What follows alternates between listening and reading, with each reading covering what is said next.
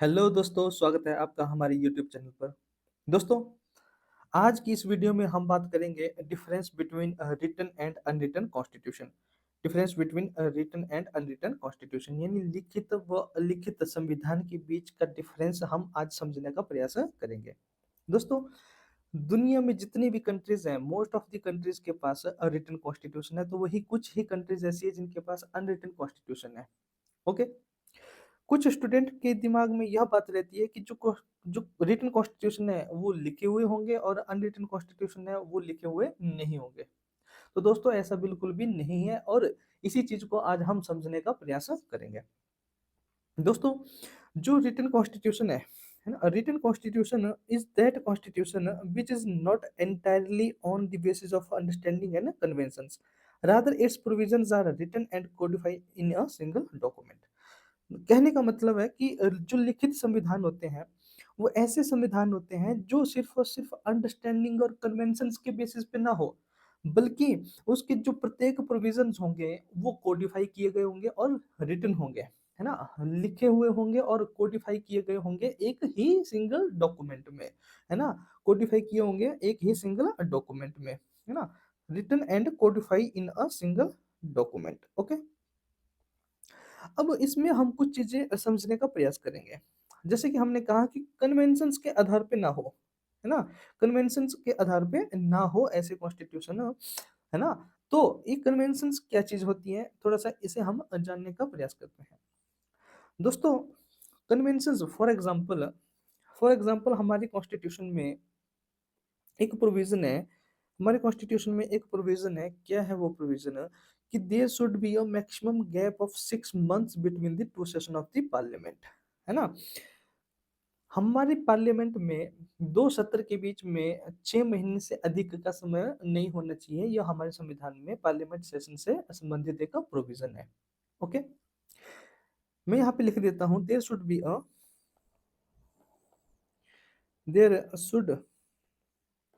B a maximum gap of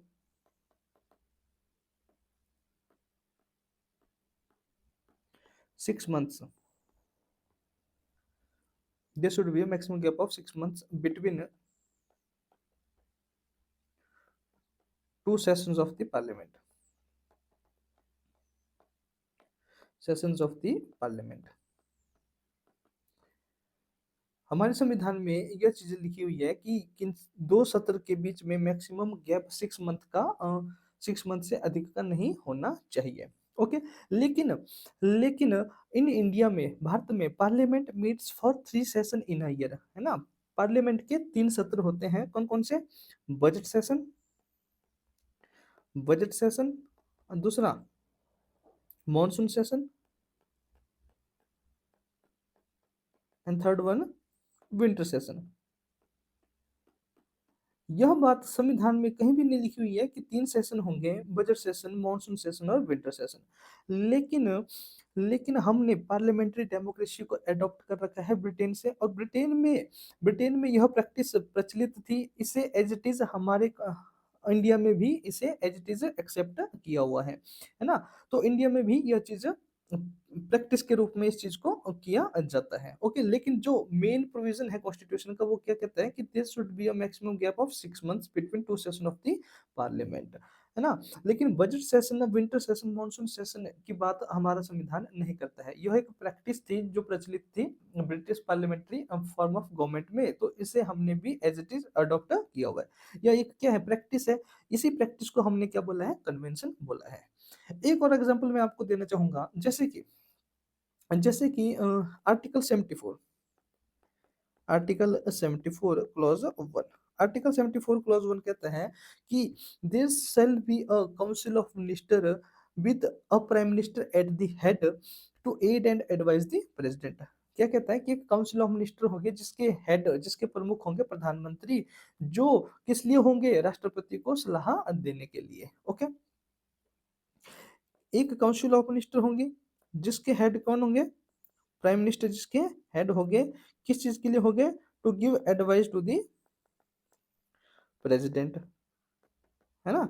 यानी कि हमारा जो कॉन्स्टिट्यूशन है, हमारा कॉन्स्टिट्यूशन सिर्फ और सिर्फ किसकी बात करता है, हमारा कॉन्स्टिट्यूशन काउंसिल ऑफ मिनिस्टर की बात करता है। लेकिन काउंसिल ऑफ मिनिस्टर कितनी तरह के होते हैं, इस चीज को मेंशन नहीं करता है हमारा कॉन्स्टिट्यूशन। यह चीज हमें हमारा कॉन्स्टिट्यूशन नहीं बताता है कि काउंसिल ऑफ मिनिस्टर कितनी तरह के होते हैं। लेकिन इंडिया में हमने क्या किया, इंडिया में कितने तरह के मिनिस्टर्स होते हैं, इंडिया में मिनिस्टर्स होते हैं कैबिनेट रैंक के minister, cabinet ministers, ministers of state, ministers of state, and third one अगर मैं बात करूं तो डेप्टी मिनिस्टर्स, डेप्टी मिनिस्टर। तो दोस्तों हमारा कॉन्स्टिट्यूशन सिर्फ और सिर्फ काउंसिल ऑफ मिनिस्टर की बात करता है। लेकिन हमने काउंसिल ऑफ मिनिस्टर को कितने कितने तरह के मिनिस्टर्स में डिवाइड कर रखा है, तीन तरह के मिनिस्टर्स में, cabinet rank minister, minister of state and deputy ministers. तो यह चीज भी क्या है, यह चीज भी parliamentary form of government British में प्रचलित थी, इसे हमने एज इट इज अडॉप्ट कर रखा है, इसे हम प्रैक्टिस के रूप में इस चीज को करते हैं। तो यह क्या होगी, कन्वेंशन। तो यही कहता है कि जो रिटन कॉन्स्टिट्यूशन होंगे वो सिर्फ और सिर्फ इस तरह की कन्वेंशंस और अंडरस्टैंडिंग के आधार पे ना नहीं हो, बल्कि उसके जो प्रोविजंस होंगे, प्रत्येक प्रोविजंस, मैक्सिमम जो प्रोविजंस होंगे उसके, वो रिटन फॉर्मेट में हो और कोडिफाई किए गए हो एक सिंगल डॉक्यूमेंट में। यही मैं आपको बताना चाह रहा था कि रिटन कॉन्स्टिट्यूशन क्या होता है। वही अगर दूसरा हम देखें अनरिटन कॉन्स्टिट्यूशन के बारे में, दूसरा अगर मैं कहूँ अनरिटन कॉन्स्टिट्यूशन के बारे में, तो वो क्या चीज है, अनरिटन कॉन्स्टिट्यूशन। जो अनरिटन कॉन्स्टिट्यूशन है is that constitution in which all the provisions are not codified in a single document. इसमें जो प्रोविजंस होंगे, है ना, वो रिटन तो होंगे दोस्तों, वो रिटन तो होंगे, लेकिन उन्हें अरेंज नहीं किया गया होगा, उन्हें कोडिफाई नहीं किया होगा एक प्रॉपर मैनर में, किसी एक सिंगल डॉक्यूमेंट में, किसी एक सिंगल डॉक्यूमेंट में। अगर मैं इसके एग्जांपल दूं तो बेस्ट एग्जांपल इस अनरिटन कॉन्स्टिट्यूशन का क्या होगा, यूनाइटेड किंगडम यूके का कॉन्स्टिट्यूशन, यूके का कॉन्स्टिट्यूशन, ठीक है। तो ऐसा नहीं है, जो यूके का कॉन्स्टिट्यूशन है वो लार्जली रिटन है ना, but in different different documents में, एक डॉक्यूमेंट में नहीं है, वो बहुत सारे डॉक्यूमेंट में है, ठीक है। लेकिन उसे आज तक क्या हुआ, एक सिंगल डॉक्यूमेंट में कोडिफाई नहीं किया हुआ है, उसे सिंगल डॉक्यूमेंट में कोडिफाई नहीं किया हुआ है यूके के कॉन्स्टिट्यूशन को। रिटर्न तो होंगे उसके प्रोविजंस, लेकिन डिफरेंट डिफरेंट डॉक्यूमेंट में। ओके, तो पहला डिफरेंस तो आपका ये हो गया कि जो रिटन कॉन्स्टिट्यूशन होंगे वो कोडिफाई होंगे, और अनरिटन कॉन्स्टिट्यूशन वो कोडिफाई नहीं होंगे सिंगल डॉक्यूमेंट में। ओके, जो सेकंड डिफरेंस रहता है इनका, सेकंड डिफरेंस क्या होता है कि जो रिटन कॉन्स्टिट्यूशन होंगे वो क्या होंगे, इनेक्टेड कॉन्स्टिट्यूशन होंगे। कैसे होंगे, इनेक्टेड कॉन्स्टिट्यूशन होंगे। तो वही अनरिटन कॉन्स्टिट्यूशन कैसे होंगे, इवॉल्व्ड कॉन्स्टिट्यूशन होंगे, इवॉल्व्ड कॉन्स्टिट्यूशन होंगे।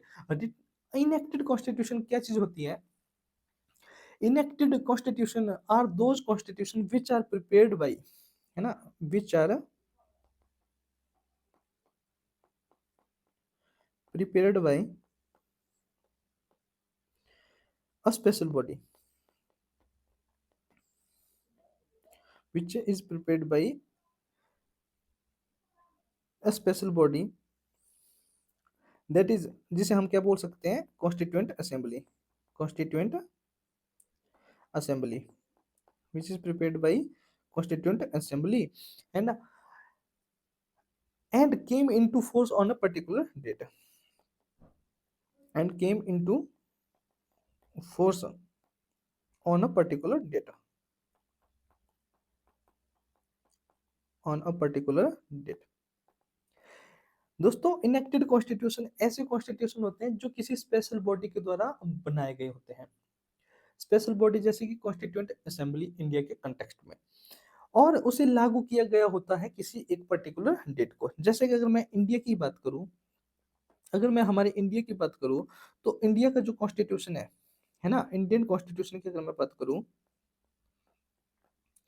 जो इंडियन कॉन्स्टिट्यूशन है ना, इसे अडॉप्ट किया गया था, इसे अडॉप्ट किया गया था कब, 26 नवंबर 1949 को, और वही इसे लागू किया गया था, है ना, वही से लागू किया गया था कब, 26 जनवरी 1950 को।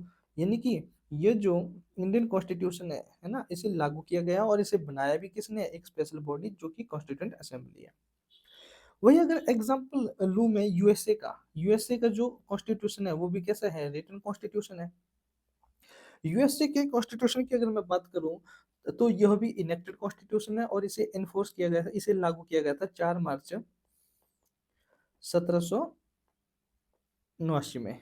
ओके, 1789 में इसे लागू किया गया था। ओके दोस्तों, तो वही जो इवॉल्व कॉन्स्टिट्यूशन होता है, वही जो इवॉल्व कॉन्स्टिट्यूशन होता है वो क्या होता है, जो इवॉल्व कॉन्स्टिट्यूशन होंगे, है ना, evolve constitution are those constitution which is not prepared by a single body. वो किसी एक सिंगल बॉडी के द्वारा उसे प्रिपेयर नहीं किया गया होगा, बल्कि, है ना, बल्कि वो ज्वाइंट एफर्ट होगा बहुत सारी बॉडीज का, है ना। मैं यहाँ पे लिख देता हूँ आपको, evolve constitution are those constitution which is not prepared by, which is not prepared by a single body but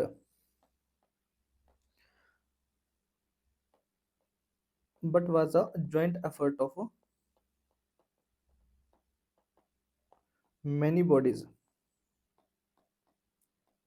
over a period of time, over a period of time, यानी कि बहुत सारी बॉडीज के द्वारा बनाया गया होगा, है ना। फॉर एग्जाम्पल, अगर मैं इंडियन यूके कॉन्स्टिट्यूशन की बात करूँ तो यह रिटन कॉन्स्टिट्यूशन है ना, और एक इवॉल्व कॉन्स्टिट्यूशन है यूके का। इवॉल्व कॉन्स्टिट्यूशन है यूके का, अगर मैं इसकी बात करूँ तो जो, है ना, जो मैग्ना कार्टा था, जो मैग्ना कार्टा था जिसे कि साइन किया गया था 1215 में किंग जॉन के द्वारा, जिसे 1215 में साइन किया गया था किंग जॉन के द्वारा, वो भी वो भी यूके कॉन्स्टिट्यूशन का पार्ट है। और आज आज अगर कोई वहाँ की लेजिस्लेटिव असेंबली कोई लॉ बना दे, वो भी वहाँ के कॉन्स्टिट्यूशन का पार्ट बनता है ना। ऐसे ऐसे बहुत सारी लेजिस्लेटिव बॉडीज का एफर्ट रहता है कॉन्स्टिट्यूशन को बनाने में। इसलिए इन कॉन्स्टिट्यूशन इन रिटन कॉन्स्टिट्यूशन को हमने कैसा बोला, इवॉल्व्ड कॉन्स्टिट्यूशन होता है। ओके, नेक्स्ट डिफरेंस जो है हमारा अनरिटन और रिटन कॉन्स्टिट्यूशन का, वो यह होता है कि जो रिटन कॉन्स्टिट्यूशन होते हैं वो कैसे होते हैं, सुप्रीम कॉन्स्टिट्यूशन होते हैं। कैसे होते हैं दोस्तों, सुप्रीम कॉन्स्टिट्यूशन होंगे। कैसे होंगे, सुप्रीम कॉन्स्टिट्यूशन। तो वही अनरिटन कॉन्स्टिट्यूशन में कौन सुप्रीम होगा, पार्लियामेंट सुप्रीम होगी, है ना। और रिटन कॉन्स्टिट्यूशन में कॉन्स्टिट्यूशन सुप्रीम होगा, तो वही अनरिटन कॉन्स्टिट्यूशन में पार्लियामेंट सुप्रीम होगी, पार्लियामेंट सुप्रीम होगी। अब इस चीज को समझने का थोड़ा सा प्रयास करेंगे। Okay, written constitution supreme constitution होता है। सुप्रीम कॉन्स्टिट्यूशन मतलब क्या, है ना। सुप्रीम कॉन्स्टिट्यूशन का मतलब क्या होता है कि supreme over the state as well as the union, यानी यूनियन और स्टेट दोनों, सेंटर और स्टेट दोनों के ही अबव होगा कौन, हमारा कॉन्स्टिट्यूशन, है ना। Supreme over union as well as states. इस चीज को अच्छे से समझने की कोशिश कीजिएगा दोस्तों। Supreme over union as well as states, है ना। अगर तो यूनियन और स्टेट दोनों के सुप्रीम होगा, इसका क्या मतलब है, इसका मतलब है कि constitution is obeyed by both the union as well as state, यानी स्टेट और यूनियन दोनों के द्वारा कॉन्स्टिट्यूशन का पालन किया जाएगा, है ना। It means it should be obeyed by, it should be obeyed by union as well as states. Okay, अब इसका क्या मतलब है, इसे इस सुप्रीम कॉन्स्टिट्यूशन का मतलब है कि सुप्रीम होगा किसके किसके अब होगा, यूनियन के भी और स्टेट्स के भी। इसका क्या मतलब है कि इसका पालन किया जाएगा यूनियन के भी द्वारा भी और स्टेट के द्वारा भी, यानी इसको फॉलो किया जाएगा यूनियन के द्वारा भी और स्टेट के द्वारा भी। इसका मतलब है, इसका मतलब है कि जो यूनियन गवर्नमेंट और स्टेट गवर्नमेंट, यूनियन लेजिस्लेचर और स्टेट लेजिस्लेचर जो कोई भी लॉ बनाएगी, है ना, जो कोई भी लॉ बनाएगी वो कॉन्स्टिट्यूशन के कॉन्स्टिट्यूशन के अकॉर्डिंग ही बनाएगी। या फिर हम बोल सकते हैं कि parliament and state legislature can not make such law which violates the provision of the constitution. इसका क्या मतलब है? इसका मतलब है कि and state legislature parliament and state legislature can not make such laws which violates the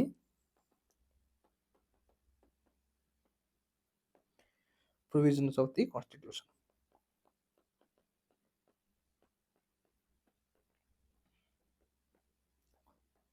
यानी कि पार्लियामेंट और स्टेट लेजिस्लेचर ऐसा कोई कानून नहीं बना सकती जिससे कि हमारे संविधान के किसी भी प्रोविजन का उल्लंघन हो। ओके, तो यह मतलब होता है सुप्रीम कॉन्स्टिट्यूशन का। सुप्रीम कॉन्स्टिट्यूशन का मतलब क्या है? कि वह सुप्रीम होगा किसके? Supreme over union as well as state. Supreme over union as well as state, इसका मतलब है कि it should be obeyed by union as well as state. Obey करने का मतलब है कि पार्लियामेंट और state legislature can not make such laws, ऐसे कोई भी लॉज नहीं बना सकती जिससे कि हमारे संविधान के प्रोविजंस का उल्लंघन होता हो। सपोज सपोज अगर पार्लियामेंट ऐसा कोई कानून बना दे, सपोज पार्लियामेंट ऐसा कोई कानून बना दे या स्टेट लेजिस्लेचर ऐसा कोई कानून बना दे जो कि कॉन्स्टिट्यूशन के प्रोविजंस का वायलेशन करता हो, है ना, जो कि कॉन्स्टिट्यूशन के प्रोविजन का वायलेशन करता हो, है ना, इस केस में क्या होगा? इस सिनेरियो में क्या होगा? तो इस सिनेरियो में जुडिशरी के पास यह पावर है ना, जुडिशरी को यह पावर है कि ऐसे लॉज जो कि कॉन्स्टिट्यूशन की वैल्यूज के खिलाफ हो या कॉन्स्टिट्यूशन के प्रोविजंस का उल्लंघन करता हो, तो ऐसे लॉज को जुडिशरी अनकॉन्स्टिट्यूशनल और वॉइड डिक्लेयर कर सकती है ना। ऐसी सिचुएशन में क्या होगा? ऐसी सिचुएशन में जुडिशरी हैज द पावर, है ना, ऑफ जुडिशियल रिव्यू। ठीक है, जो जुडिशरी होगी, जुडिशरी के पास क्या पावर होगी? जुडिशियल रिव्यू की, जुडिशियल रिव्यू की, जुडिशरी के पास क्या पावर होगी? जुडिशियल रिव्यू की, है ना, जुडिशियल रिव्यू की पावर होगी। और इस पावर के अकॉर्डिंग, है ना, judiciary can declare, judiciary can declare such law as unconstitutional, unconstitutional and void, unconstitutional and void. Okay, यानी कि जहां पे कॉन्स्टिट्यूशन सुप्रीम होता है तो कॉन्स्टिट्यूशन की सुप्रीमेसी को बनाए रखने के लिए जो जुडिशरी होती है वो ज्यादा पावर्स एंजॉय करती है, वाइड पावर्स एंजॉय करती है, जैसे कि जुडिशियल रिव्यू की पावर एंजॉय करती है to declare parliamentary law as unconstitutional and void. Okay, यानी कि रिटन कॉन्स्टिट्यूशन में जो जुडिशरीज होती है ना, उनके पास क्या रहती है? जुडिशियल रिव्यू की पावर रहती है, जुडिशियल रिव्यू की पावर रहती है। Okay, to maintain the supremacy of the constitution. तो वहीं अगर अनरिटन कॉन्स्टिट्यूशन की मैं बात करूं तो अनरिटन कॉन्स्टिट्यूशन में सुप्रीम कौन होता है? पार्लियामेंट सुप्रीम होती है, पार्लियामेंट सुप्रीम होती है। ओके, पार्लियामेंट सुप्रीम का मतलब क्या है? यहाँ पे कॉन्स्टिट्यूशन सुप्रीम नहीं है, सुप्रीम कौन है? पार्लियामेंट सुप्रीम है। यानी कि इस तरह के कॉन्स्टिट्यूशन में what ever parliament will make become part of the constitution. ठीक है, अगर यूके की ही बात करूं तो UK is the best example of unwritten constitution. इतना आप याद रखना कि जो यूके है, यूके कॉन्स्टिट्यूशन है, वो बेस्ट एग्जांपल है अनरिटन कॉन्स्टिट्यूशन का। अगर मैं बात करूं यूके की ही, है ना, तो what ever parliament will make become part of the constitution, what ever parliament will make become part of a constitution, become part of a constitution। Okay, यहाँ पर पार्लियामेंट जो लॉ बनाएगी या लॉ को चेंज करेगी या लॉ को repeal करेगी बहुत ही इजिली कर सकती है ना। अनरिटन कॉन्स्टिट्यूशन में parliament make any law, amend any law,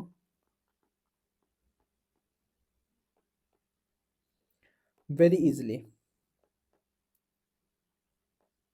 very easily, बहुत बड़ी आसानी के साथ लॉ बना सकती है, अमेंड कर सकती है। ओके, तो वहीं अगर अनरिटन कॉन्स्टिट्यूशन में बात करूं तो वहां पे जुडिशियल रिव्यू की पावर रहती है जुडिशरी के पास, यानी कि लेजिस्लेटिव और एग्जीक्यूटिव के जो एक्शंस होती हैं उसको जुडिशरी रिव्यू कर सकती है। ओके, तो यहाँ पे इनको कॉन्स्टिट्यूशन की प्रोविजंस के अकॉर्डिंग ही या कॉन्स्टिट्यूशन के अकॉर्डिंग ही लॉ बनाने पड़ते हैं। तो वहीं अनरिटन कॉन्स्टिट्यूशन में पार्लियामेंट सुप्रीम होती है, जो कुछ भी पार्लियामेंट बना दे वो कॉन्स्टिट्यूशन का पार्ट बन जाता है ना। अनरिटन कॉन्स्टिट्यूशन में अगर हम बात करें यूके कॉन्स्टिट्यूशन की या यूके कंट्री की, तो वहां पे पार्लियामेंट कोई भी कानून को और कानून या फिर कानून में संशोधन बड़ी इजीली कर सकती है। ओके, जहां पे पार्लियामेंट सुप्रीम होगी, है ना, वहां पे जुडिशरी के पास पावर जो होगी वो लिमिटेड होगी। ठीक है, जुडिशरी के पास कैसी पावर होगी? Judiciary have limited powers, limited powers. Judiciary के पास क्या होगी? लिमिटेड पावर्स होगी, यानी कि जुडिशियल रिव्यू की पावर यहाँ पे नहीं होगी जुडिशरी के पास। जुडिशियल रिव्यू की पावर यहाँ पे नहीं होगी जुडिशरी के पास, यानी कि judiciary does not enjoy the power of judicial review, जिसका मतलब क्या होगा कि judiciary can not declare a parliamentary law as unconstitutional और वॉइड, है ना। इसका सिंपल मीनिंग क्या है? अगर जुडिशरी के पास क्या नहीं है, जुडिशियल रिव्यू की पावर नहीं होगी अनरिटन कॉन्स्टिट्यूशन में, तो इसका मतलब है कि judiciary can not declare any law as unconstitutional or void, as unconstitutional or void। Okay, तो ये डिफरेंस रहता है, ये मेन डिफरेंस है रिटन और अनरिटन कॉन्स्टिट्यूशन में, है ना। तो अभी तक हमने क्या देखा कि जो रिटन कॉन्स्टिट्यूशन के प्रोविजंस होंगे वो रिटन होंगे, कोडिफाइड होंगे एक सिंगल डॉक्यूमेंट में, तो ही अनरिटन कॉन्स्टिट्यूशन में जो प्रोविजंस होंगे लिखे हुए तो होंगे लेकिन कोडिफाइड नहीं होंगे, एक डॉक्यूमेंट में, अलग अलग डॉक्यूमेंट में यहाँ पे रहता है कॉन्स्टिट्यूशन। तो वही रिटन कॉन्स्टिट्यूशन इनेक्टेड होंगे, यानी कि किसी एक स्पेशल बॉडी के द्वारा बनाया गया होगा जो कि लागू किया गया होगा एक किसी एक पर्टिकुलर डेट को। तो वही अनरिटन कॉन्स्टिट्यूशन इवॉल्व कॉन्स्टिट्यूशन रहते हैं, इवॉल्व कॉन्स्टिट्यूशन रहते हैं, यानी कि ये कॉन्स्टिट्यूशन है ना एक बॉडी के द्वारा नहीं बनाए गए होते हैं, अलग अलग डॉक्यूमेंट अलग अलग बॉडी के द्वारा बनाए गए होते हैं इवॉल्व कॉन्स्टिट्यूशन। जिसमें हमने एग्जांपल देखा, अगर यूके का एग्जांपल देखा तो जिसमें मैग्ना कार्टा जो कि किंग जॉन के द्वारा 1215 में साइन किया गया था वो भी कॉन्स्टिट्यूशन का पार्ट है वहां पर। और आज अगर कोई बॉडी, आज अगर कोई लेजिस्लेटिव बॉडी लॉ बना दे तो वो भी वहां पे कॉन्स्टिट्यूशन का पार्ट बनेगा। ओके, वही थर्ड जो एग्जांपल देखा हमने, थर्ड जो हमने डिफरेंस देखा वो था कि जो रिटन कॉन्स्टिट्यूशन होंगे वो सुप्रीम होंगे, तो वही अनरिटन कॉन्स्टिट्यूशन में पार्लियामेंट सुप्रीम होगी। कॉन्स्टिट्यूशन सुप्रीम का मतलब है कि सुप्रीम होगा, अब वो होगा यूनियन की भी और स्टेट की भी। इसका क्या मतलब है कि it should be obeyed by both the union as well as state. Obey करने का मतलब है कि पार्लियामेंट और स्टेट लेजिस्लेचर ऐसा कोई भी लॉ नहीं बना सकती जिससे कि कॉन्स्टिट्यूशन के प्रोविजंस का वायलेशन होगा, है ना। अगर इससे अगर मान लो पार्लियामेंट ऐसा कोई लॉ बना देती है तो जुडिशरी के पास जुडिशियल रिव्यू की पावर रहती है अनरिटन सॉरी रिटन कॉन्स्टिट्यूशन में, जिसके हेल्प से, है ना, जुडिशरी को पावर है कि वह, है ना, वह ऐसे लॉज को अनकॉन्स्टिट्यूशनल वाइड डिक्लेयर कर दे। तो वही अनरिटन कॉन्स्टिट्यूशन में पार्लियामेंट सुप्रीम रहती है। पार्लियामेंट सुप्रीम का मतलब है यहाँ पे पार्लियामेंट जो कुछ बना दे वो पार्ट बन जाता है कॉन्स्टिट्यूशन का। और यहाँ पे पार्लियामेंट लॉ को बना सकती है और अमेंड कर सकती है बहुत ही आसानी से as compared to written constitution.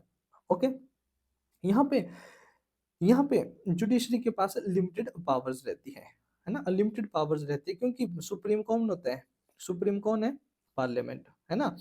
और रिटन कॉन्स्टिट्यूशन में जुडिशरी के पास पावर काफी रहती है, जैसे कि जुडिशियल रिव्यू की पावर है, और यहाँ पे जुडिशियल रिव्यू की पावर नहीं होती है ना। यहाँ पे जुडिशियल रिव्यू की पावर इसलिए होती है to maintain the supremacy of the constitution, यानी कॉन्स्टिट्यूशन सुप्रीम बना रहे इसलिए जुडिशरी को जुडिशियल रिव्यू की पावर होती है। ओके, आई होप आप समझ गए होंगे। नेक्स्ट पार्ट है हम नेक्स्ट डिफरेंस है हमारा कि जो रिटन कॉन्स्टिट्यूशन होंगे उनमें उनमें क्लियर डिफरेंस रहता है ऑर्डिनरी लॉ और कॉन्स्टिट्यूशनल लॉज में। तो ही अनरिटन कॉन्स्टिट्यूशन में कोई भी डिफरेंस नहीं होता है ऑर्डिनरी लॉ और कॉन्स्टिट्यूशनल लॉज में। ओके, अगर मैं इंडिया की बात करूँ, रिटन कॉन्स्टिट्यूशन की बात करूँ, तो मान लो ये हमारे पास एक कॉन्स्टिट्यूशन है, हमारे पास कॉन्स्टिट्यूशन है जिसमें प्रियम्बल है, जिसमें प्रियम्बल है ना। अब 25 पार्ट्स हैं, 25 पार्ट्स हैविंग लगभग 448 आर्टिकल्स हैं, है ना। वही 12 शेड्यूल्स हैं, है कि नहीं, है ना। ये जो इसमें जो आर्टिकल जो प्रोविजंस है ना, ये जो लॉज है ये हो गया क्या, कॉन्स्टिट्यूशनल लॉज। वही अगर मैं बात करूँ motor vehicle act, motor vehicle act की बात करूँ, है ना, armed forces special power act की बात करूँ, तो वही वही हिंदू मैरिज एक्ट की बात करूँ, वही हिंदू मैरिज एक्ट की बात करूँ, तो दोस्तों यहाँ पे क्लियर डिफरेंस रहता है, यहाँ पे क्लियर डिफरेंस रहता है कॉन्स्टिट्यूशनल लॉज और ऑर्डिनरी लॉज। ठीक है।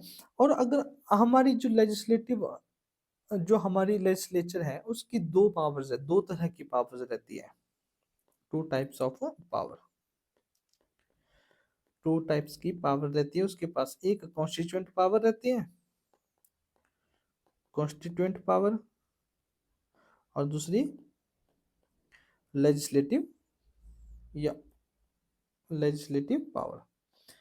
कॉन्स्टिट्यूएंट पावर के तहत वो कॉन्स्टिट्यूएंट कॉन्स्टिट्यूशन में अमेंड कर सकती है, तो वही लेजिस्लेटिव पावर के तहत वो इस तरह के ऑर्डिनरी लॉज बनाती है।